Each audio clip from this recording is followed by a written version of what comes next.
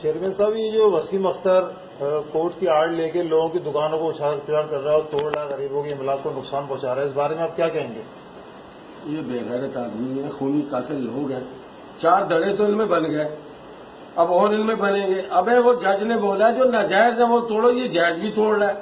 ایوب خان نے یہ بنائے ہوئے تھے 60 کے اندر یہ دکانیں یہ ساتھ، اور خود ہی انہوں نے الاٹ کیا اور خود ہی ان کو توڑ رہا ہے. یہ بدلہ لے رہا ہے. اور عمران خان کی عقل بھی گھاس کھانے گئی ہے. اس کو یہ سوچنا چاہیے. پورے کراچی نے ووٹ دیا، لوگوں کی روزی اجاڑ رہے ہیں، لوگوں کا رزق اجاڑ رہے ہیں. شرم نہیں آتی ان کو؟ ہے لوگوں کی روزی اجاڑ رہا ہے تو ہے. اور پولیس والوں کو بھی چاہیے. 200 انسپیکٹر مارے تھے اس نے، 200 انسپیکٹر جب یہ وزیر داخلہ تھا.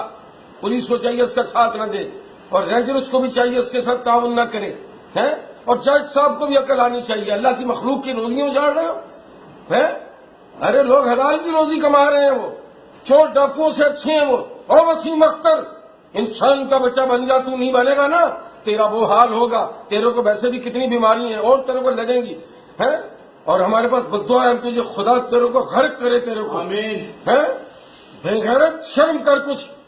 پاکستان کوارٹر کبھی توڑ رہا ہے، کبھی تو جہانگیر روڈ توڑ رہا ہے.